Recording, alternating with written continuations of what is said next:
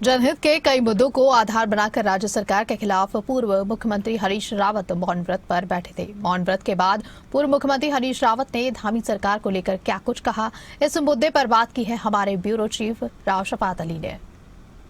बस्तियों, खत्तों और गोठी के नियमितीकरण को लेकर के पूर्व मुख्यमंत्री हरीश रावत आज मौन व्रत पर थे। मौन व्रत टूटा तो राज्य सरकार पर खूब जमकर गरजे। सर, बड़ा एक विरोध प्रदर्शन यहाँ देखने को मिला। आप सांकेतिक तौर पर बैठे भी थे, क्या आप अकेले थे या फिर आपके साथ जो विपक्षी दल हैं वो भी सब? हमारे गठबंधन के, इंडिया गठबंधन के सब साथी थे, कांग्रेस थी और सबका हमारा सामूहिक फैसला था। उसी फैसले के अनुसार जो है आज हमने ये धरना रखा था। गांधी बाबा के शरण में आए थे और गांधी बाबा ने के आशीर्वाद से हमने एक कार्यक्रम तय करके दिया है। कहा है कि आप या तो मुख्यमंत्री को ज्ञापन दिया है, कहा है, या तो आपका मंत्रिमंडल इन बिंदुओं का सकारात्मक फैसला करे। यदि आप कुछ नहीं कर पा रहे हैं तो विधानसभा का विशेष सत्र बुलाइए, विधानसभा फैसला करेगी।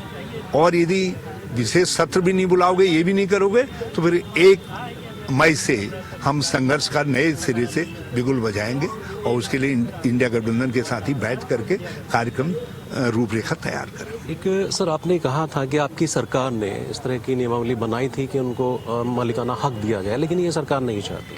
हाँ, ये इन्होंने, हमने मंत्रिमंडल का फैसला है जिसमें हमने 10 बिंदु पर जो है मालिकाना हक दिया है, उसको भी ये क्रियान्वित नहीं कर रहे हैं। जो विधानसभा ने मालिकाना हक देने का मलिन बस्तियों को एक्ट बनाया है, ये वो एक्ट को भी क्रियान्वित नहीं कर रहे हैं।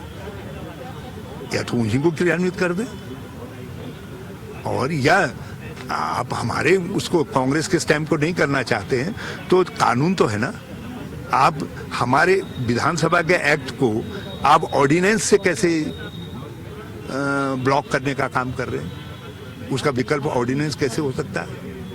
या तो मालिकाना हक के कागजात दीजिए उनको, और यदि आप मालिकाना हक के कागजात नहीं दे रहे हैं और ऑर्डिनेंस जारी करके कह रहे हैं कि इतने दिन तक और नहीं हटाएंगे, बराबर आप उनके गर्दन पर तलवार लटकाए रखना चाहते हैं ताकि उनको वोट बैंक के तरीके से आप इस्तेमाल करते रहें, तो ये चीज़ें स्वीकार्य नहीं है।